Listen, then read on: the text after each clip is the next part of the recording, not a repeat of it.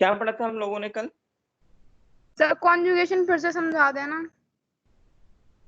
Conjugation.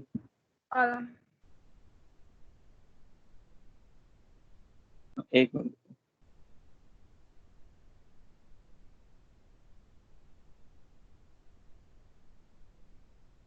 Conjugation जो होता है, कॉन्जुगेशन एक जेनेटिक रिकॉम्बिनेशन प्रोसेस है जिसमें दो बैक्टीरिया के बीच में होता है। एक बैक्टीरिया जो होता है, जैसे उसका न्यूक्लियोइड है,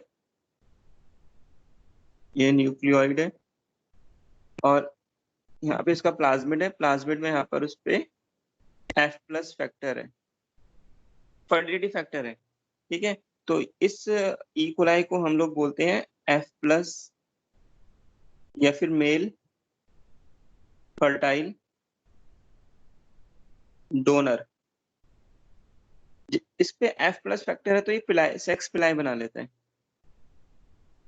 इसने क्या बना लिया? सेक्स पिलाई। ठीक है, तो अगर कोई एक बैक्टीरिया है जिसके पास ये F फैक्टर नहीं है तो ये क्या कहलाएगा? ये फीमेल कहलाएगा, फीमेल। या मेल स्टेराइल, स्टेराइल है, male sterile. Recipient, recipient cell है ये। ठीक है, तो ये सेक्स पिलाई क्या करती है? कंजुगेशन ट्यूब बना लेती हैं। इसको बोलते हैं कंजुगेशन ट्यूब। तो जब ये कंजुगेशन ट्यूब बनती है तो क्या होता है? ये प्लाज्मिड में यहाँ पे कट लगता है। पहले कट लगेगा तो प्लाज्मिड यहाँ से ट्रांसफर होना स्टार्ट हो जाएगा। ठीक है, जब ट्रांसफर होना स्टार्ट हो जाएगा तो इसमें अंदर ये प्लाज्मिड आ जाएगा जिसपे भी F+ फैक्टर होगा। क्योंकि ये प्लाज्मिड रेप्लिकेट भी कर पाता है तो इसके पास भी रहेगा, इसके पास भी रहेगा। तो बाद में ये फीमेल किस में कन्वर्ट हो जाएगी? मेल में। ठीक है, तो क्योंकि प्लाज्मिड रेप्लिकेट भी कर पाता है तो इसके पास भी रहेगा और इसके पास भी रहेगा। तो यही है कंजुगेशन मेथड। जेनेटिक रिकॉम्बिनेशन बोलते हैं इसको, जेनेटिक रिकॉम्बिनेशन। और सर एपिसोम्स में हाई फ्रीक्वेंसी रिकॉम्बिनेशन प्रोसेस का नाम है। हाई फ्रिक्वेंसी रिकॉम्बिनेशन उसको बोलते हैं। जैसे क्या होता है, जैसे ये ई कोलाई है, इसमें ये इसका न्यूक्लियोइड है और इसमें एक प्लाज्मिड जाके अटैच्ड हो गया है। ठीक है, तो दिस इज एपिसोम। इस पूरे स्ट्रक्चर को न्यूक्लियोइड और इसको एपिसोम बोलते हैं। तो क्या होता है एक्चुअली, जब ये सेक्स प्लाई बनाएगा अपना, जब ये सेक्स प्लाई बनाएगा तो सपोज करो एक ई कोलाई और आया है। ठीक है, इस ई कोलाई के पास ये इसका न्यूक्लियोइड है। तो अब क्या होगा? ये कंजुगेशन ट्यूब बनती है यहाँ से। तो अब क्या होगा? जब यहाँ से ये प्लाज्मिड में कट लगेगा तो जीन का ट्रांसफर होना शुरू हो जाता है। तो जब जीन का ट्रांसफर शुरू होता है तो कुछ जीन्स तो इस प्लाज्मिड के आते हैं और इस न्यूक्लियोइड के भी, मेन क्रोमोसोम्स के भी जीन आना स्टार्ट हो जाते हैं। क्योंकि यहाँ पर जीन्स का नंबर ज्यादा आया, जीन्स ज्यादा ट्रांसफर हुए, इसलिए इसको बोलते हैं हाई फ्रीक्वेंसी रिकॉम्बिनेशन। क्योंकि ज्यादा फ्रीक्वेंसी से जीन ट्रांसफर होंगे, ज्यादा ट्रांसफर होंगे, इसको हाई फ्रीक्वेंसी रिकॉम्बिनेशन बोलते हैं, HFR। सर इसमें एक डाउट है, अगर हाँ सर बोलो मतलब बेटा। जो मेल है वो एपिसोम बना रहा है तो सर जो फीमेल है वो भी एपिसोम बनाएगी? वो डिपेंड करेगा। देखो, जरूरी नहीं है। अगर ये जो प्लाज्मा ट्रांसफर हुआ और ये जो प्लाज्मा ट्रांसफर होकर इसके न्यूक्लियोइड से अटैच हो गया तो डेफिनेटली वो एपिसोम बनाएगी। लेकिन जरूरी नहीं है कि वो अटैच हो सकता है वो फ्री भी हो। अगर वो फ्री है तो वो क्या होगी? सिंपल फीमेल ही होगी। तो ज्यादातर केस में ये HFR पॉजिटिव है जैसे, तो ये HFR नेगेटिव ही रहेगा ज्यादातर केस में। तो मतलब ज्यादातर केस में एपिसोम नहीं बनेगा। तो HFR पॉजिटिव होता है जिसमें एपिसोम हो, HFR नेगेटिव होगा जिसमें एपिसोम नहीं बने। ज्यादातर केस में HFR नेगेटिव ही रहेगा वो। समझ आया ये? Yes sir. ठीक है, और किसी को कुछ पूछना है? और किसी को कुछ पूछना है बेटा? चलो फिर आगे स्टार्ट करते हैं। तो हम लोगों ने जो स्टार्ट किया था, कल हम आर्की बैक्टीरिया पढ़ रहे थे। तो किंगडम ऑनेरा में हमने यू बैक्टीरिया का पूरा स्ट्रक्चर पढ़ लिया। ठीक है, उसके लाइफ प्रोसेस पढ़ लिया जिसमें न्यूट्रिशन, रेस्पिरेशन और रिप्रोडक्शन पढ़ा। रिप्रोडक्शन में ए सेक्शन में बाइनरी फिजन और एंडोस्पोर फॉर्मेशन देखा। एंडोस्पोर 4 वॉल होता है, कैल्शियम डाइपिक्लोनिक एसिड की वजह से वो हाईली रेजिस्टेंट स्ट्रक्चर है। और कौन से बैक्टीरिया बनाते हैं उसे? बेसिलस। उसके बाद हम लोगों ने इसका जेनेटिक कॉम्बिनेशन देख लिया, primitive type of sexual reproduction. ये एग्जैक्ट ट्रू सेक्सुअल रिप्रोडक्शन नहीं है क्योंकि गैमेट्स का फॉर्मेशन नहीं होता है। जिसमें हमने ट्रांसफॉर्मेशन, ट्रांसडक्शन और कंजुगेशन पढ़ा। ठीक है। हम आर्कीबैक्टीरिया डिस्कस कर रहे थे। आर्कीबैक्टीरिया जैसे बताया था ये हार्श एक्सट्रीम एनवायरनमेंट में मिलते हैं, जहाँ पे टेम्परेचर, सॉल्ट ये सब ज्यादा हो, एक्सट्रीम एनवायरनमेंट में मिलते हैं। तो ऐसा क्यों पॉसिबल है? क्योंकि उनकी सेल वॉल और सेल मेम्ब्रेन दोनों ही अलग स्ट्रक्चर बनाती है। सेल वॉल थोड़ा अलग रहता है यू बैक्टीरिया से, और सेल मेम्ब्रेन भी अलग रहता है। तो ब्रांच चेन लिपिड्स मिलते हैं। ब्रांच चेन लिपिड्स की वजह से ये जो आर्कीबैक्टीरिया होते हैं can survive in extreme condition. ठीक है, तो ये थोड़ा याद रखना है कि अ, अगर आता है question, give the reasons why archaebacteria can survive in harsh और एक्सट्रीम कंडीशन, तो ये दो कारण हमें लिखना होगा। आर्कीबैक्टीरिया के हमने फिर टाइप्स लिखे थे, मिथैनोजेंस, हेलोफाइल्स और थर्मोएसिडोफाइल्स। ठीक है, तो एक एक करके आज इनको डिस्कस करते हैं। तो हम लोग डिस्कस कर रहे थे यहाँ पे आर्कीबैक्टीरिया। आर्कीबैक्टीरिया, तो ये जो आर्कीबैक्टीरिया होता है बेटा, आर्कीबैक्टीरिया 3 टाइप के होते हैं। तो 3 टाइप में कौन कौन से हमने डिस्कस किए थे? मिथैनोजेंस, हेलोफाइल्स और थर्मोएसिडोफिल्स। तो मिथैनोजेंस लिखे थे हमने, मिथैनोजेंस होते हैं, हेलोफाइल्स होते हैं, और एक होते हैं थर्मोएसिडोफिल्स। तो हम लोगों ने देखा आर्कीबैक्टीरिया इन 3 टाइप के हमें मिलते हैं, थर्मोएसिडोफिल्स। ठीक है, अब बात करते हैं सबसे पहले मिथैनोजेंस की। यहाँ पे बात करते हैं सबसे पहले हम मिथैनोजेंस की। मिथैनोजेंस क्या होते हैं सुनेंगे। देखो नाम बोल रहा है मिथैनोजेंस। जेंस, मिथैनोजेंस मतलब मिथेन जनरेटर। ये क्या काम करते हैं? मिथेन को जनरेट करते हैं। तो कैसे, मैं लिख देता हूँ पहले। सबसे पहले मार्शी एरिया में मिलते हैं, present in marshy area, present in marshy area, ये मार्शी एरिया में मिलेगा हमें। ठीक है, पहला पॉइंट। अच्छा, मैंने बताया था कि ये क्या काम करते हैं, ये मिथेन को जनरेट करते हैं। तो ये क्या काम करते हैं? Can convert, can convert CO2 comma methanol and formic acid into methane, into methane. Methane होता है CH4, इनटू मीथेन। तो मिथेनोजेंस क्या काम करते हैं, हमें इतना ध्यान रखना होगा कि मिथेनोजेंस मार्शी एरिया में मिलते हैं। ठीक है, मार्शी एरिया में CO2 वगैरह ज्यादा रहता है। तो ये वहां पे मिथेनोजेंस क्या काम करते हैं, इन CO2 इन सबको किसमें कन्वर्ट करते हैं? CH4, मीथेन को जनरेट करेंगे ये। ठीक है, मीथेन को जनरेट करते हैं, तभी नाम है इनका methanogens.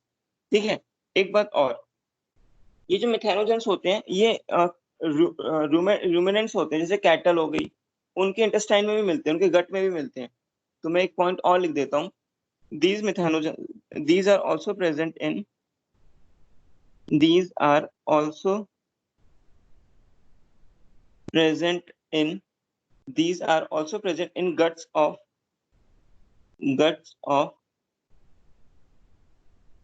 several ruminant animals, several ruminant animals। ruminant animals कैसे होते हैं? जैसे काऊ। काऊ, ठीक है, काऊ हो गई, बफलो काऊ, ये सब हो गए ना, गोट, ये सब रूमिनेंट है।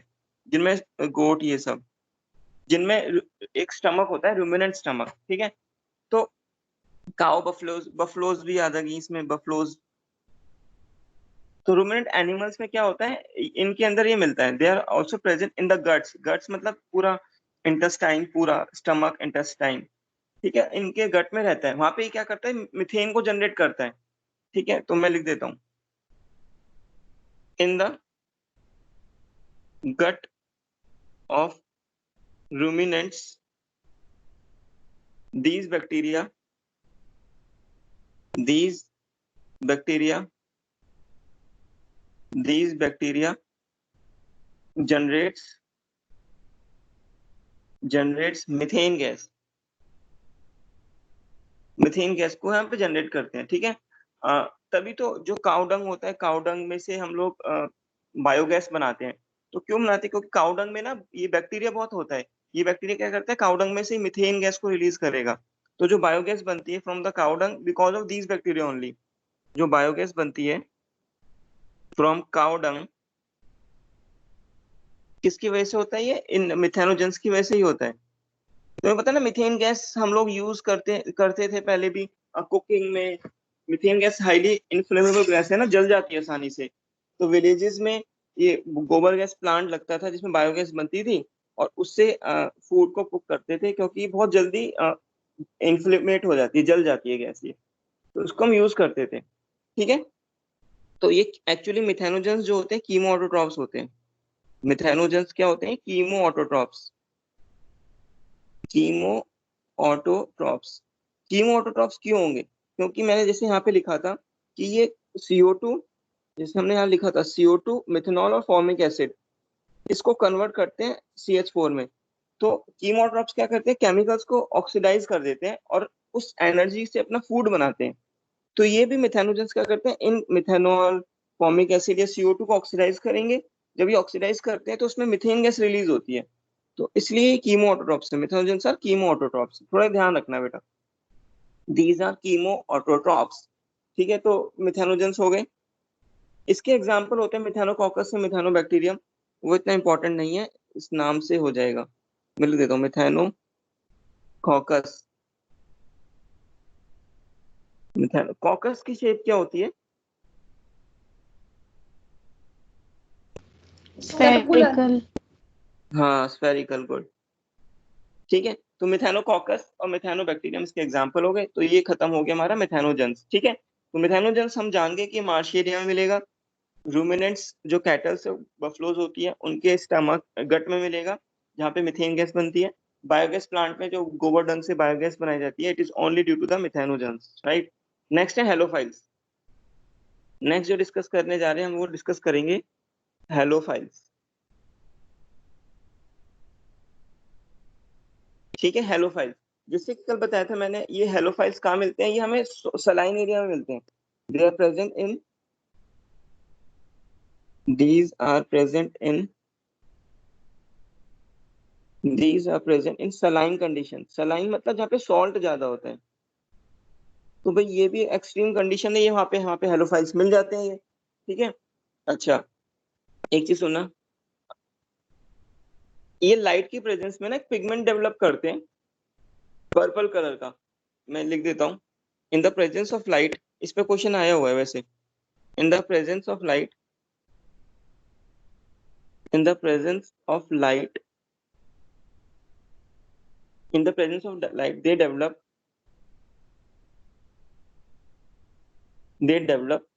अ पिगमेंटेड। पिगमेंटेड मतलब कलरफुल, जिसमें पिगमेंट हो, कलर हो। पिगमेंटेड जैसे क्लोरोफिलिक पिगमेंट है, पिगमेंटेड मेम्ब्रेन। ठीक है, जिसको हम पर्पल कलर, पर्पल मेम्ब्रेन भी बोलते हैं। पिगमेंटेड मेम्ब्रेन, जिसको हम क्या बोलते हैं? Purple membrane. ठीक है, किसका बना होता है ये पिगमेंट जो होता है? The name of the pigment क्या होता है? पिगमेंट नेम इज पिगमेंट का नाम लिख देते हैं यहाँ पे, बैक्टीरियो रोडोप्सिन। ये याद नहीं होता तो कोई बात नहीं, नहीं पूछेगा। बैक्टीरियो रोडोप्सिन, ये पिगमेंट का नाम है, बैक्टीरियो रोडोप्सिन। ठीक है, बैक्टीरियो रोडोप्सिन निकलता है। ठीक है, हाँ। अच्छा, ये हमारे ना रोडोप्सिन हमारे आई में भी होता है। तुम जब जूलॉजी पढ़ाएंगे सर ना, तुम लोगों को तो जूलॉजी जब तुम्हारा चैप्टर आएगा तो उसमें आई में भी सर बताएंगे कि रोडोप्सिन हमारी आई में भी मिलता है। तो मैं लिख देता हूँ ब्रैकेट में, चाहे rhodopsin is also present in our I. Rhodopsin is also present in our eye, is also present in our eye। तो रोडोप्सिन पिगमेंट सर बताएंगे तुम्हें, हमारी आई में मिलता है रोडोप्सिन। ठीक है, तो थोड़ा याद रखना। ये बात हो गई हमारी। ठीक है, तो हम लोगों ने हेलोफाइल्स के बारे में क्या जाना? सलाइन कंडीशन में मिलते हैं, लाइट की प्रेजेंस में क्या काम करते हैं? पिगमेंट बना लेते हैं, पिगमेंट मेम्ब्रेन, जिसको हम पर्पल मेम्ब्रेन भी बोलते हैं। और पिगमेंट का नाम है बैक्टीरिया रोडोप्सिन। रोडोप्सिन नाम का पिगमेंट एक हमारी आई में भी मिलता है। ठीक है, तो ये पिगमेंट क्या करता है? मैं लिख देता हूँ, दिस पिगमेंट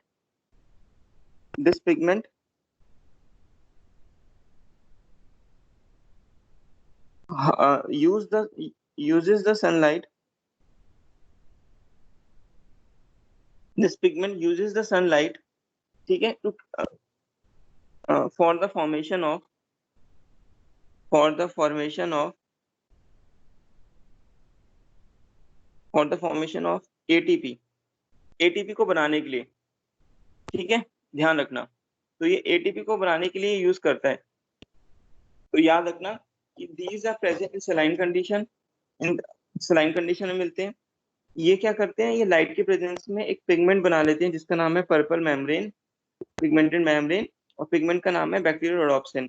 ये हमारी आई में भी होता है रोडोप्सिन नाम का पिगमेंट, ठीक है। तो ये बैक्टीरियल रोडोप्सिन क्या करता है, ये पिगमेंट सनलाइट को यूज करता है और क्या बनाता है, एटीपी बना लेता है। सनलाइट, ठीक है, सनलाइट को यूज करेगा और क्या बनाएगा, एटीपी बना लेगा, ठीक है। ओके, ये बात होगी हमारी, आगे बढ़ते हैं। तो हेलोफाइल्स खत्म हो गए यहाँ पर। तो थर्ड पॉइंट जो पढ़ने जा रहे हैं, थर्ड हमारा है थर्मो एसिडोफिल्स। थर्मो एसिडोफिल्स, देखो नाम बोल रहा है, थर्मो मतलब टेम्परेचर से, एसिडो मतलब एसिडिक कंडीशन। तो ये जो हमारे थर्मो एसिडोफिल्स होते हैं, ये कुछ ऐसे आर्की बैक्टीरिया हैं जो हमें हाई टेम्परेचर और एसिडिक कंडीशन में सर्वाइव कर पाते हैं। तो इनके नाम से हमने जान लिया। तो they can survive, they can survive in high temperature as well as in acidic condition, acidic condition को भी सरवाइव कर पाएंगे, ठीक है। तो ये थोड़ा हमें ध्यान रखना होगा। अच्छा, मैंने जैसे बताया था ये हॉट स्प्रिंग्स में मिलते हैं। कहाँ मिलते हैं, हॉट थर्मल स्प्रिंग्स में। हॉट थर्मल स्प्रिंग्स, जहाँ गर्म पानी होता है, ये वहां पे मिल सकते हैं, वहां पे सर्वाइव करते हैं, ठीक है। ये थोड़ा याद रखना है हम लोगों को। ओके, ये बात हो गई। अच्छा, ये कीमोसिंथेटिक इन नेचर है, chemosynthetic in nature.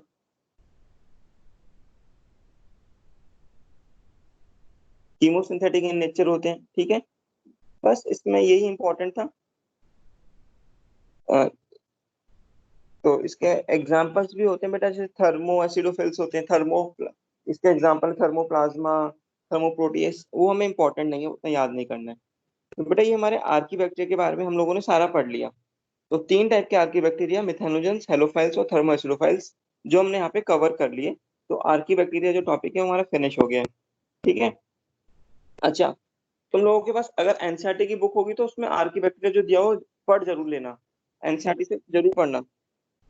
Chemo, Lalit पूछ रहा है कीमोसिंथेटिक का क्या मतलब है, कोई स्टूडेंट बताएगा व्हाट इज कीमोसिंथेसिस।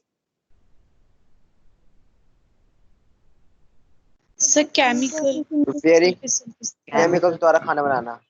हाँ, कीमोसिंथेटिक वो होते हैं कि जो केमिकल्स को ऑक्सीडाइज करते हैं, केमिकल को ऑक्सीडाइज करेंगे, केमिकल्स को ऑक्सीडाइज करेंगे, ठीक है।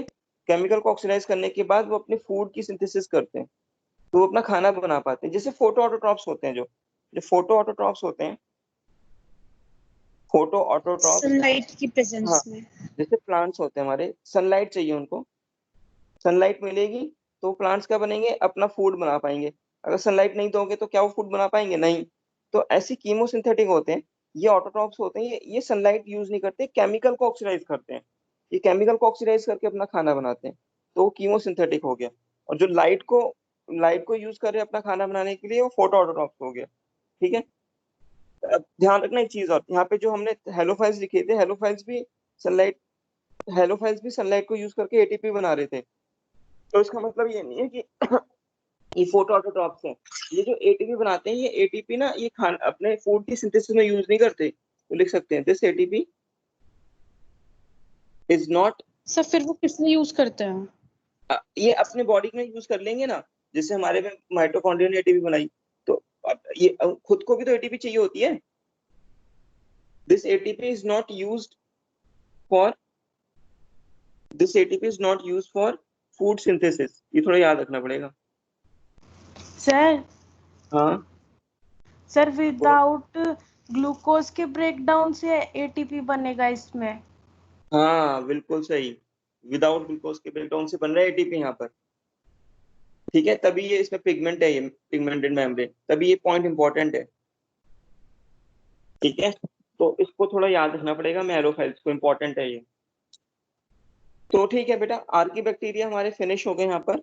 तो आर्की बैक्टीरिया के तीन टाइप्स पढ़े हमने, जो हमने खत्म कर लिया, ठीक है। ओके, तो आगे बढ़ते हैं। ठीक है, आगे बढ़ते हैं। नेक्स्ट जो हम पढ़ने जा रहे हैं वो पढ़ने जा रहे हैं हम साइनोबैक्टीरिया। नेक्स्ट जो टॉपिक है हमारा वो है साइनोबैक्टीरिया। तुम लोग बताओगे साइनोबैक्टीरिया का दूसरा नाम क्या है? Blue green alga. Blue green algae. Blue algae. Very very good. Myxophyceae भी बोलते हैं इसे, मिक्सोफाइसी। अच्छा एक चीज सुनना, मैं तुम्हें एक एनसीईआरटी शो कर रहा हूँ, एक बार उसको देखना।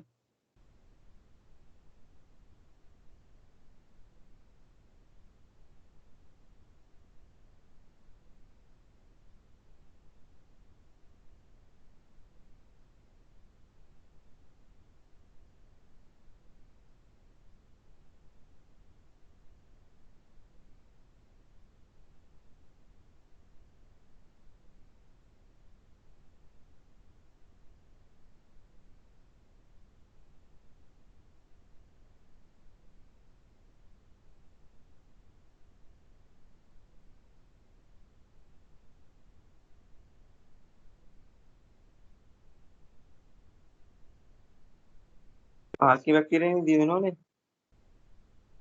ये देखेंगे, ये जो हमने जस्ट अभी आर्की बैक्टीरिया पढ़ा था ना, एनसीईआरटी क्या बोलती है एक बार देखेंगे। देखेंगे एनसीईआरटी आर्की बैक्टीरिया के बारे में क्या कहती है। These bacteria are special since they live in some of the most harsh habitats such as extreme salt areas, halophiles, hot spring में thermophilophiles, marshy area में methanogens. Archaebacteria differ from other bacteria in having different cell wall structure। बताया था इनका cell wall अलग होता है और इनका सेल मेम्ब्रेन में भी ब्रांच चेन लिपिड्स होते हैं जो उन्होंने नहीं लिखा हुआ। This feature is responsible for their survival in the extreme condition. Methanogens are present in the gut of the several ruminant animals such as cows, buffaloes, and they are responsible for the production of methane from the dung of the। ये तो हमने पूरा पढ़ लिया बेटा। तो ये NCERT का टॉपिक था जो आर्कीबैक्टीरिया हम लोग पढ़ चुके हैं। ठीक है, आगे बढ़ते हैं। तो ये हमारे आर्कीबैक्टीरिया खत्म होने के बाद हम लोग पढ़ने जा रहे हैं cyanobacteria, that is blue green alga. Blue green alga को मिक्सोफाइसी भी बोल देते हैं। ठीक है, ओके, अब आगे बढ़ते हैं। तो अगर मैं बात करूं इनके हैबिटेट की, ब्लू ग्रीन एल्गा का हैबिटेट, ये कहाँ मिलते हैं? तो ब्लू ग्रीन एल्गा मोस्टली, ये पॉइंट इंपॉर्टेंट है, मोस्टली मोस्टली फ्रेश वाटर में मिलते हैं। जैसे फ्रेश वाटर कौन सा हो गया? रिवर, लेक, जहाँ पे सॉल्ट नहीं होगा वो फ्रेश वाटर होगा। तो ये मोस्टली कहाँ मिलते हैं? फ्रेश वाटर में मोस्टली। वैसे मैराइन कंडीशन में भी मिलते हैं लेकिन कम होते हैं। Marine and terrestrial habitat, and terrestrial, terrestrial मतलब लैंड। ठीक है, तो ज्यादातर ये फ्रेश वाटर होते हैं। ये जो इंपॉर्टेंट पॉइंट मैंने मार्क कर दिया। ओके, एक चीज सुनना, हमारी अर्थ पर सबसे पहले जो फोटोसिंथेटिक ऑर्गेनिज्म आए जिन्होंने ऑक्सीजन रिलीज करी थी वो साइनोबैक्टीरिया ही थे। तुम लोगों को मैंने बताया था कि जो बैक्टीरिया हमने पढ़ा था वो बैक्टीरिया फोटोट्रॉप्स तो थे कुछ, लेकिन वो एनऑक्सीजनिक फोटोट्रॉप्स थे। किसी को याद है? यस सर, H2 हाँ। आपने। हाँ, वो एनऑक्सीजनिक फोटोट्रॉप्स थे। तो साइनोबैक्टीरिया इस दुनिया में पहले ऐसे माइक्रोब्स, ऐसे ऑर्गेनिजम्स थे जिन्होंने ऑक्सीजनिक फोटोसिंथेसिस की थी। तो मैं लिख देता हूँ, BGA, BGA are the first who performed oxygenic photosynthesis. तो इसका मतलब जब इवोल्यूशन हुआ था तो, या ऐसा बोलते हैं जब हमारी अर्थ बनी थी, पहले लिख देते, हमारी अर्थ बनी थी बिग बैंग हाइपोथेसिस से, तो तब जब अर्थ बनी थी तो क्या ऑक्सीजन था हमारे एनवायरनमेंट में? बताओ। No sir. नहीं था, बिल्कुल सही। तो हमारे एनवायरनमेंट में तब अर्थ वो नहीं था, क्या नहीं था? हमारे एनवायरनमेंट में ऑक्सीजन नहीं था। ठीक है, अच्छा लिख देते, BG are the first who perform oxygenic photosynthesis. इसकी स्पेल सिंथेसिस लिख देते हैं। ठीक है, फोटोसिंथेसिस। तो बीजे सबसे पहले थे जिन्होंने फोटोसिंथेसिस किया, वो भी ऑक्सीजनिक। तो हमारी अर्थ पर जब अर्थ बनी थी तो हमारे अर्थ पर ऑक्सीजन नहीं था बेटा। तो हमारा अर्थ का जो एनवायरनमेंट था रिड्यूसिंग था। कैसे था? रिड्यूसिंग। तो इस रिड्यूसिंग एनवायरनमेंट को लिख देते हैं, रिड्यूसिंग एनवायरनमेंट को जो अर्थ पे था उसको ऑक्सीडाइजिंग बनाने का काम बीजीए ने किया था। किसने किया था? बीजीए ने। तो धीरे धीरे हमारी अर्थ पर फिर क्या आने लगी? ऑक्सीजन आने लगी। ठीक है, तो ये बात थोड़ी इंपॉर्टेंट थी, मैंने बता दिया तुमने। अच्छा एक चीज सुनो, जब हमारी अर्थ बनी थी तो उसका मतलब हमारे अर्थ पे कोई भी एरोबिक ऑर्गेनिज्म नहीं होगा। सोचो,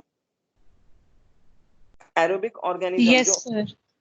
जो एरोबिक रेस्पिरेशन करे, तो इसका मतलब जब बीजीए आई, बीजीए ने ऑक्सीजन को इवॉल्व किया, तो धीरे धीरे जो एनारोब्स थे, जो एनारोब्स थे उनको दिक्कत आने लगी। सोचो आएगी नहीं आएगी? आई हाँ, एनारोब्स को दिक्कत आएगी क्योंकि ऑक्सीजन निकलने लगा ना एनवायरमेंट में। तो एनारोब्स तो वो होते हैं जिनको ऑक्सीजन चाहिए नहीं, तो जो ऑब्लिगेट एनारोब्स थे उनको तो बहुत दिक्कत आने लगी। तो धीरे धीरे उनका नंबर कम होने लगा। ठीक है, वो एक्सटिंक्ट होने लगे। अब एरोबिक्स एरोब्स ज्यादा होने लगे। तो साइनोबैक्टीरिया ही थे ऐसा जिन्होंने ऑक्सीजन को सबसे पहले इवॉल्व किया। तो साइनोबैक्टीरिया कौन सी फोटोसिंथेसिस करते हैं? ये करते हैं ऑक्सीजनिक फोटोसिंथेसिस। तो मैं लिख देता हूँ, साइनोबैक्टीरिया मतलब बीजीए जिनको बोलते हो, ब्लू ग्रीन एल्गा बोलते हैं इनको, blue green alga. Cyanobacteria are oxygenic photosynthetic prokaryotes, are oxygenic photosynthetic unicellular prokaryotes. Kingdom Monera में ही है ना, तो यूनिसेलुलर तो होंगे ही, यूनिसेलुलर प्रोकैरियोट्स। तो ये थोड़ा बात हमें ध्यान रखनी है। अच्छा, आ, अगर ये फोटोसिंथेसिस कर रहे हैं, अगर ये फोटोसिंथेसिस कर रहे हैं, तो फोटोसिंथेसिस करने के लिए पिगमेंट होना चाहिए, तभी तो होगा फोटोसिंथेसिस। इनके पास जो पिगमेंट होते हैं वो हम लिख देते हैं। जिनके पास पिगमेंट प्रेजेंट होता है, किसके पास? बीजीए के पास। तो ये इंपॉर्टेंट है, पूछ सकता है। तो जो पिगमेंट होता है बीजीए के पास, वो कौन सा पिगमेंट होता है वो हम यहाँ पे लिख रहे हैं नीचे। तो क्लोरोफिल होता है बेटा, क्लोरोफिल ए होता है। अच्छा एक बात सुनना, एक रूल बना लेना कि इस दुनिया में जितने भी ऑर्गेनिज्म होंगे जो फोटोसिंथेसिस करते हैं, जो ऑक्सीजनिक फोटोसिंथेसिस कर रहे हैं, उनमें क्लोरोफिल ए 100% मिलेगा। तो दोबारा बोलता हूँ ये लाइन, इस हमारी अर्थ पर जितने भी ऑर्गेनिजम्स हैं जो ऑक्सीजनिक फोटोसिंथेसिस करते हैं, उन सब के अंदर क्लोरोफिल ए मिलना बहुत जरूरी है। मिलेगा ही मिलेगा डेफिनेटली। ठीक है, तो साइनोबैक्टीरिया भाई ऑक्सीजनिक फोटोसिंथेसिस फोटोसिंथेसिस करती है, तो क्लोरोफिल ए तो मिलना ही मिलना है। इनके अंदर एक ये फाइकोसाइनिन भी होता है, ब्लू कलर इसकी वजह से आता है। और क्लोरोफिल ए होता है ग्रीन कलर का, तभी उसको बोलते हैं ब्लू ग्रीन एल्गा। ये ग्रीन कलर का, ये ब्लू कलर का, तो ब्लू ग्रीन एल्गा इसलिए बोलते हैं इसको। ठीक है, इनके अंदर कैरोटिनॉइड्स भी होते हैं, कैरोटिनॉइड्स, कैरोटिनॉइड्स। ये क्या करते हैं ये हम प्लांट फ्यूजन में पढ़ेंगे। और इनके अंदर फाइकोइराइथ्रिन भी होता है, फाइकोइराइथ्रिन। ये जो इराइथ्रिन नाम का पिगमेंट है, साइनिन नाम, जहां भी साइनिन है वो ब्लू, जहां पे इराइथ्रिन है वो रेड। ठीक है, अब सुनना ध्यान से, क्लोरोफिल ए तो होना सर ये सारे जरूरी है। पिगमेंट याद करने हैं? हाँ, ये सारे पिगमेंट बेटा पढ़ने पड़ेंगे बिल्कुल। अब सुनो, क्लोरोफिल ए होना तो जरूरी है, बिल्कुल जरूरी है, तो इसको तो तुम नेग्लेक्ट कर नहीं सकते। कैरोटिनॉइड्स भी होते हैं, कैरोटिनॉइड्स इस क्लोरोफिल ए को बचाता है, प्रोटेक्ट करता है सनलाइट से। तो ये हम प्लांट फ्यूजन में पढ़ेंगे और डिटेल में। तो कैरोटिनॉइड्स भी होना जरूरी है, ये भी होना बहुत जरूरी है। क्लोरोफिल ए को बचाने का काम करता है कैरोटिनॉइड्स। अगर कैरोटिनॉइड्स नहीं होंगे ना, तो क्लोरोफिल ए खराब हो सकता है ज्यादा सनलाइट के प्रेजेंस में। ठीक है, ज्यादा सनलाइट आएगी तो क्लोरोफिल ए खराब हो जाएगा। तो उसको बचाने के लिए कैरोटिनॉइड्स होते हैं, तो कैरोटिनॉइड्स भी होंगे और क्लोरोफिल ए तो होगा ही होगा। अब देखो, ब्लू कलर जो आ रहा है वो साइनिन की वजह से आ रहा है, फाइकोसाइनिन। और जो एक रेड कलर, कुछ ब्लू ग्रीन अलगा होती है जो रेड कलर की होती हैं, उनमें फाइको इराइथ्रिन होता है ज्यादा। तो एक पॉइंट में यहाँ पे लिख देता हूँ, तुम लोगों ने रेड सी का नाम सुना होगा, रेड सी सुना है? रेड सी का नाम? Yes, sir. Yes, हाँ sir. Yes sir. हाँ, ये जो रेड सी होती है, रेड यस सी का, हाँ, रेड सी का कलर क्या होता है? रेड होता है भाई, नाम ही बोल रहे हैं। ये जो कलर रेड होता है, ये रेड एल्गा की वजह से नहीं होता। The colour of the Red Sea, the colour of the Red Sea is due to blue green alga. वो ब्लू ग्रीन एल्गा है, नॉट रेड एल्गा। और ब्लू ग्रीन एल्गा का नाम है, मैं लिख देता हूँ, तुम्हें आना चाहिए, ट्राइकोडेस्मियम इराइथ्रियम। अब देखो, ये ट्राइकोडेस्मियम इराइथ्रियम, ये एक बेटा ब्लू ग्रीन एल्गा है। इसके अंदर एक पिगमेंट है फाइको इराइथ्रिन, बहुत ज्यादा। फाइको इराइथ्रिन जो पिगमेंट है बहुत ज्यादा है इसके अंदर। अब ये फाइको इराइथ्रिन ज्यादा होने के कारण इसका कलर क्या दिखता है हमें, रेड। मैंने तुम्हें यहाँ पीछे बताया था कि फाइको इराइथ्रिन होता है और रेड कलर का होता है। बाकी ब्लू एल्गा में कम होता है ये, लेकिन इस वाले में ट्राइकोडेस्मियम इराइथ्रियम एक ऐसी ब्लू ग्रीन एल्गा है जिसमें फाइको इराइथ्रिन का नंबर बहुत ज्यादा है, जिसकी वजह से इसका कलर क्या होता है, रेड। और रेड सी का कलर ये रेड कर देती है। तो रेड सी में ट्राइकोडेस्मियम इराइथ्रियम भरी पड़ी है, ठीक है। तो इसका कहने का मतलब, यहाँ पे एक पॉइंट नोट कर सकते हैं कि blue green alga is not always blue in colour. Blue green alga are not always blue green colour. Exception तो हमने ऊपर पढ़ ही लिया है, ठीक है। तो red colour of the Red Sea is due to the blue green alga and the name of the blue green alga is the trichodesmium erythraeum, right. तो ये हमारा पॉइंट हो गया। नेक्स्ट आगे बढ़ते हैं। तो ये हम लोगों ने यहाँ पे डिस्कस कर लिया है, ठीक है। तो नेक्स्ट आगे पॉइंट देखते हैं हम लोग। आगे जो हम पढ़ने जा रहे हैं, इनका different forms of blue green alga पढ़ने जा रहे हैं। तो डिफरेंट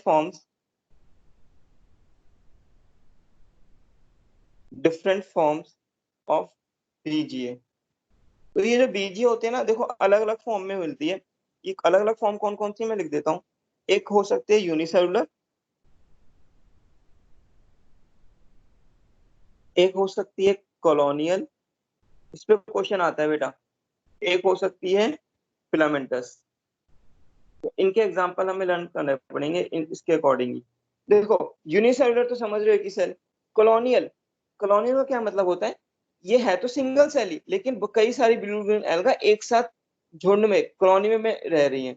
कॉलोनी में मतलब एक साथ कई सारी ब्लू ग्रीन एल्गा एक साथ रह रही हैं। यूनिसेलुलर तो अकेली रह रही है, लेकिन कॉलोनियल में क्या होगा, कई सारी ब्लू ग्रीन एल्गा होंगी, कई सारी होंगी जो एक साथ इकट्ठे रह रही होंगी। फिलामेंटस कैसी होंगी, फिलामेंट की तरह होंगी। अब सुनेंगे, एक एक करके पढ़ेंगे। तो यूनिसेलुलर जो होती है बेटा, ये तो सम बीजिया यूनिसेलुलर, ये यूनिसेलुलर ही होगी। इसका एग्जांपल मैं लिख देता हूँ, स्पैरुलिना। तुम लोगों ने सुना होगा, किसी ने नाम सुना है स्पैरुलिना का? Yes sir. बताओ कहाँ सुना? सर इसको सर जो ऊपर स्पेस क्राफ्ट्स में लोग जाते हैं वो इसे खाते हैं। अच्छा, हाँ ठीक है, बिल्कुल। अच्छा सुनो, स्पैरुलिना बिल्कुल सही बोल रहा है। स्पैरुलिना बेटा क्या होता है, this is single cell protein. इसको हम एससीपी भी बोलते हैं, एससीपी। एससीपी का मतलब होता है सिंगल सेल प्रोटीन। यूनिसेलुलर है ना ये, सिंगल सेल प्रोटीन। तो बेटा spirulina is very rich in protein, ये प्रोटीन बहुत ज्यादा रखती है अपने अंदर। तो मार्केट में जाओगे ना तुम लोग किसी केमिस्ट की शॉप पर, तो स्पैरुलिना वहाँ पे एज इट इज कैप्सूल या पाउडर फॉर्म में मिलती है।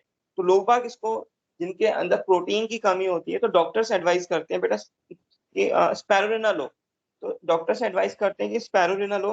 तो स्पैरुलिना इसलिए लेते हैं क्योंकि this is very rich source of protein, बहुत ज्यादा प्रोटीन होता है इनमें। और फिर जिनमें प्रोटीन की कमी रहती है तो डॉक्टर्स को एडवाइस करते हैं। और कई सारे जो बॉडी बिल्डिंग ये सब करते हैं एथलीट्स, वो भी यूज करते हैं स्पैरुलिना को, क्योंकि इसमें प्रोटीन का कंटेंट बहुत ज्यादा अमाउंट में होता है। तो spirulina is rich in protein, spirulina rich in protein. तो प्रोटीन में रिच होते हैं, और जो स्पेस में जाते हैं वो भी ले जाते हैं, प्रोटीन का अच्छा सोर्स है, ठीक है। तो ये स्पाइरुलिना के बारे में बात हो गई। अब बात आते हैं कॉलोनियल। कॉलोनियल का मतलब मैंने बताया था कि ये these BGA are found in colony, colony मतलब एक साथ, ठीक है। सेल कॉलोनीज बोलते हैं। जैसे इसके एग्जांपल थोड़ा याद करना होगा, इसका तो स्पिरुलिना हो गया, इसका एग्जांपल हम लोगों को याद करना होगा, एनाबीना होता है और माइक्रोसिस्टिस। ये हमें थोड़ा पढ़ना पड़ेगा, जरूरी है बेटा। एनाबीना स्पेलिंग ये है, ANABAENA, एनाबीना।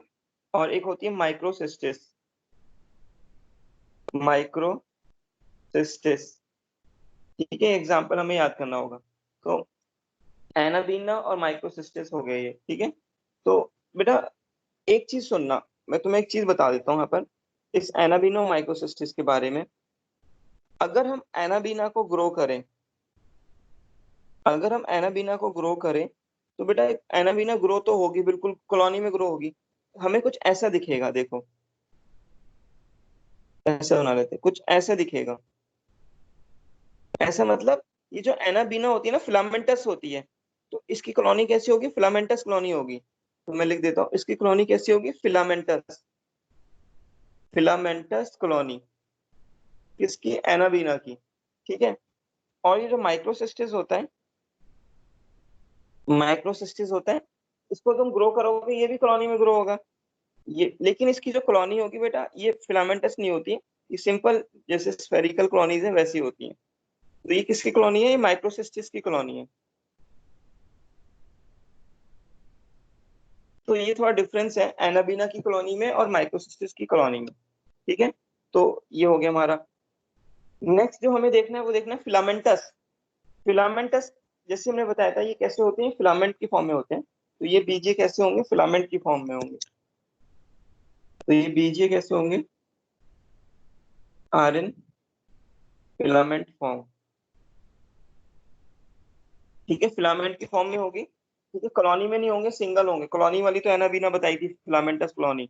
तो पूछ सकता है कि which of the following BGA is filamentous colonial, तो तुम एनाबीना लिखोगे उसमें। ठीक है, अब सुनो, फिलामेंटस की होगी, फिलामेंट की होगी, तो फिलामेंट ऐसा होता है कुछ।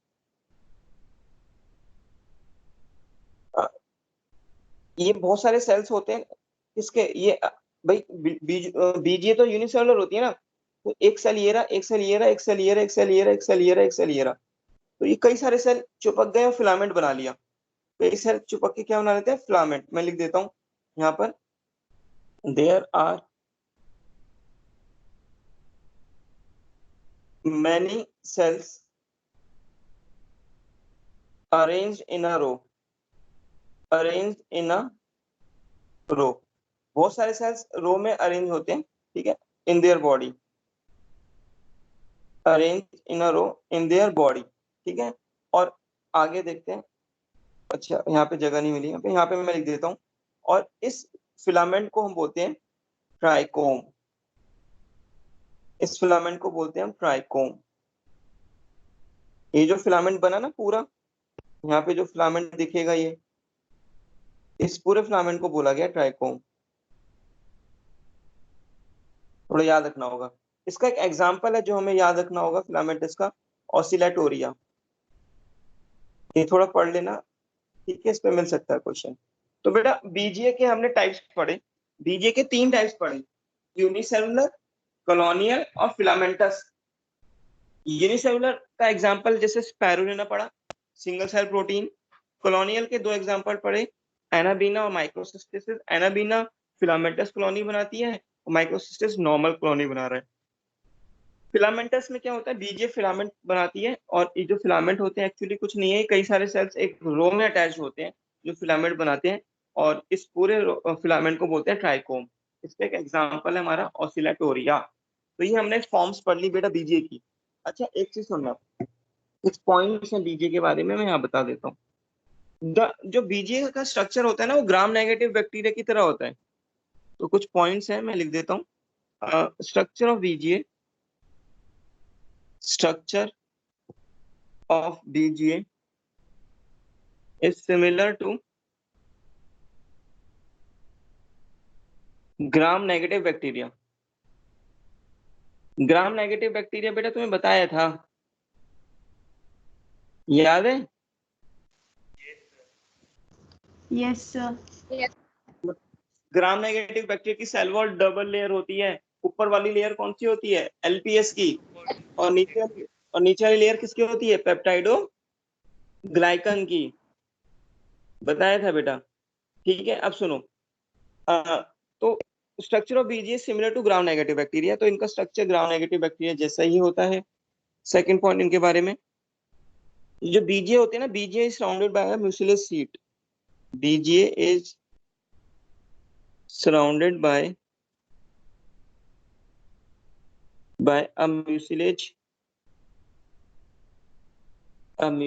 शीट। ये म्यूसिलेज शीट से सराउंड होते हैं, ठीक है। ये म्यूसिलेज शीट किसकी बनी होती है? ये बनी होती है म्यूकोपॉलीसेकेराइड की। म्यूको कार्बोहाइड्रेट है एक्चुअली, कार्बोहाइड्रेट बोल सकते हो, म्यूसिलेज बोल सकते हो, सिंपल म्यूसिलेज, ठीक है। ये भी बेटा इसकी जो ग्राम नेगेटिव की तरह है तो बाइलेयर होगी, आउटर कौन सी होगी? एलपीएस की, और इनर कौन सी होगी? पेप्टाइडोग्लाइकन की। तो बोलने की जरूरत नहीं है मुझे, ग्राम नेगेटिव बैक्टीरिया की सेल वॉल हम पढ़ चुके हैं, ठीक है। तो ये बात हो गई। अब नेक्स्ट सुनो, अब इनके एक इंपॉर्टेंट पॉइंट जो हम डिस्कस करने जा रहे हैं, जो इनका साइटोप्लाज्म होता है ना बीजीए का,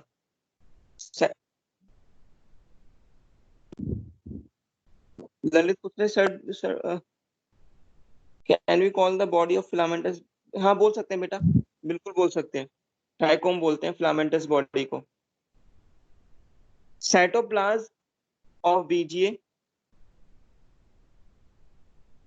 दो पार्ट में डिवाइड किया गया है। तो बीजीए का साइटोप्लाज्म दो पार्ट में डिवाइड किया गया है भाई। अगर ये है ना, देखो ये बीजीए, तो एक तो बाहर जो साइटोप्लाज्म होगा मतलब पेरिफेरल साइटोप्लाज्म, पेरिफेरल साइटोप्लाज्म, ठीक है। और एक जो अंदर की तरफ साइटोप्लाज्म होगा उसको बोलते हैं हम सेंट्रल साइटोप्लाज्म, नाम से ही हम समझ जा रहे हैं। तो पेरिफेरल साइटोप्लाज्म कहाँ होगा? पेरिफेरी पे। ये सेंट्रल साइटोप्लाज्म कहाँ होगा? सेंटर पे। अब ध्यान से सुनना एक बात को, ये जो पेरिफेरल साइटोप्लाज्म होता है, जो अब इंपॉर्टेंट बात आ रही है, ये जो पेरिफेरल साइटोप्लाज्म होता है इसको हम बोलते हैं बेटा क्रोमोप्लाज्म, कॉल्ड एज क्रोमोप्लाज्म। नाम देखो क्रोमोप्लाज्म, क्रोमो मतलब पिगमेंट, कलर, ठीक है। क्यों कलर होता है? क्योंकि इसके अंदर फोटोसिंथेटिक पिगमेंट्स मिलते हैं यहाँ पर, जैसे मैं बताता हूँ। अब सुनेंगे इस बात को बेटा ध्यान से, पेरिफेरल साइटोप्लाज्म के बारे में समझेंगे। पेरिफेरल साइटोप्लाज्म क्या होता है? पेरिफेरल साइटोप्लाज्म जैसे ब्लू ग्रीन एल्गा है, राइट, उसका मीजोसोम्स है। मैं बताया मीजोसोम्स क्या होते हैं? फोल्डेड मेम्ब्रेन होती है, सेल मेम्ब्रेन। अब ये जो मीजोसोम्स होते हैं, इनके मीजोसोम्स में कुछ ऐसे ही मेम्ब्रेन स्ट्रक्चर्स होते हैं जिनको मैंने क्रोमेटोफोर्स बताए थे, तुम्हें याद करो। लैब मिले पे फोटोसिंथेटिक पिगमेंट्स अटैच होती है। हाँ वेरी गुड, एग्जैक्टली। तो बेटा यहाँ पे ये फोटोसिंथेटिक पिगमेंट है। ये क्या है? फोटोसिंथेटिक फोटोसिंथेटिक पिगमेंट होते कौन से मैंने तुम्हें बता दिए, इसमें क्लोरोफिल ए, फाइकोसाइनिन, फाइकोइराइथ्रिन और कैरोटेनॉइड्स, ठीक है। फोटोसिंथेटिक पिगमेंट्स होते हैं इसमें। तो इसलिए ये जो इसका साइटोप्लाज्म में जो पेरिफेरी पे है उसको क्या बोलते हैं? क्रोमोप्लाज्म। तो इसके साइटोप्लाज्म को क्या बोलते हैं? पेरिफेरल साइटोप्लाज्म को क्रोमोप्लाज्म। इसको हम क्रोमोप्लाज्म इसलिए बोलते हैं, ठीक है। अच्छा ये बात होगी हमारी, इसको क्रोमोप्लाज्म बोलते हैं हम लोग। अब सुनेंगे, और अभी बात खत्म नहीं हुई है, ठीक है, अब सुनेंगे। इसमें क्या होता है? इसमें गैस वैक्यूल्स होते हैं। क्रोमोप्लाज्म यहाँ पर क्या होते हैं? कुछ गैस वैक्यूल्स भी होते हैं। ये एक्सेप्शन हो गया बेटा, एक चीज बताऊंगा तुम्हें। इस पेरिफेरल साइटोप्लाज्म में और क्या मिलता है हमें? Gas vacuoles. गैस वैक्यूल्स भाई है तो ये किंगडम मोनेरा, प्रोकैरियोट। प्रोकैरियोट में कोई मेम्ब्रेन बाउंड स्ट्रक्चर तो होता नहीं है, लेकिन यहाँ पर होते हैं मेम्ब्रेन बाउंड स्ट्रक्चर। एक्सेप्शनली यहाँ पे गैस वैक्यूल्स मिलते हैं। तो तुम्हें थोड़ा याद रखना होगा कि बीजीए में गैस वैक्यूल्स मिलते हैं, ठीक है। तो गैस वैक्यूल्स का फंक्शन क्या होगा? ये फंक्शन जब पानी में रहते हैं ना, मोस्टली इन फ्रेश वाटर, तो उनको बायोन्सी प्रोवाइड करेंगे, पानी में आराम से तैर पाएंगे ये, ठीक है। तो ध्यान रखना। तो क्रोमोप्लाज्म में क्या फोटोसिंथेटिक पिगमेंट्स हैं, फोटोसिंथेटिक थैलेकॉइड पिगमेंट्स, पिगमेंट्स, ठीक है। अच्छा अब आ जाओ सेंट्रल साइटोप्लाज्म में। अब आ जाओ सेंट्रल साइटोप्लाज्म में, जो बीच की तरफ है। सेंट्रल साइटोप्लाज्म, ठीक है, इनको सेंट्रोप्लाज्म बोलते हैं क्योंकि ये सेंटर पे है, ठीक है। इस सेंटर पे है तो तुम लोगों को पता है भाई सेंटर पे क्या मिलता है, इसका न्यूक्लियोइड होगा, डबल स्ट्रैंडेड सर्कुलर डीएनए। तो इसमें हमें क्या मिलेगा, इसमें हमें न्यूक्लियोइड मिलेगा, ठीक है। राइबोसोम्स मिलेंगे इसमें, राइबोसोम्स कौन से मिलेंगे, 70S टाइप, ठीक है। अच्छा बस हो गया ये, तो ये हमारा खत्म हो गया। अच्छा अब सुनो, एक चीज थोड़ा याद रखेंगे यहाँ पर हम लोग, गैस वैक्यूल का फंक्शन क्या होता है बेटा, बायोन्सी प्रोवाइड करना, मैंने बताया था ना, ये क्या प्रोवाइड करता है, buoyancy, buoyancy to BGA in water. और जहाँ पे पिगमेंट्स होते हैं, जिस मेसोसोम्स में जहाँ पिगमेंट्स होते हैं उसको क्या बोलते हैं, क्रोमेटोफोर्स, ये भी मैं तुम्हें बता चुका हूँ। क्रोमेटोफोर्स होते हैं जहाँ पे मेसोसोम्स होते हैं, जहाँ पे पिगमेंट्स मिलते हैं ना, पेरिफेरल साइटोप्लाज्म ये वाला, ये इनको क्रोमेटोफोर्स बोलते हैं, ठीक है। तो यहाँ पे क्रोमेटोफोर्स पे क्या होता है, फोटोसिंथेटिक पिगमेंट, यहाँ पे क्या मिलता है, फोटोसिंथेटिक पिगमेंट मिलता है यहाँ पर, ठीक है। यहाँ पे फोटोसिंथेटिक पिगमेंट मिलता है बेटा क्रोमेटोफोर्स पे, तो उसको कई बार थैलेकॉइड भी, क्रोमेटोफोर थैलेकॉइड भी बोल देते हैं। खैर वो इतना इंपॉर्टेंट नहीं था, क्रोमेटोफोर जानना इंपॉर्टेंट है। तो किसी को कुछ पूछना है यहाँ पे, यहाँ तक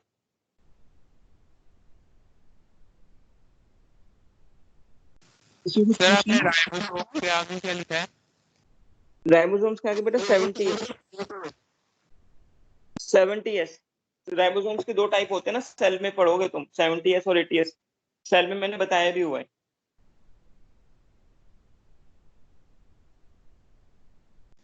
ठीक है, और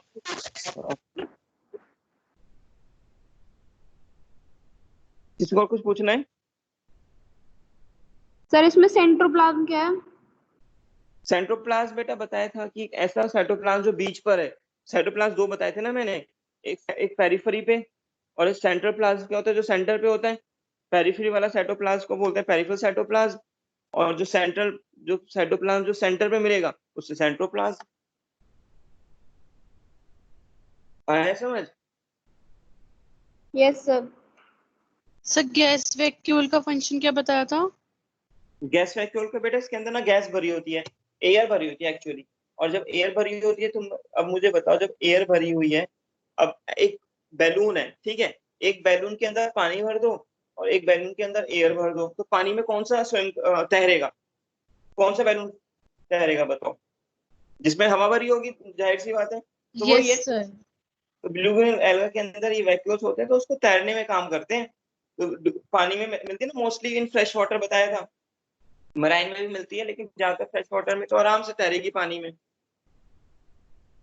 किसी को कुछ और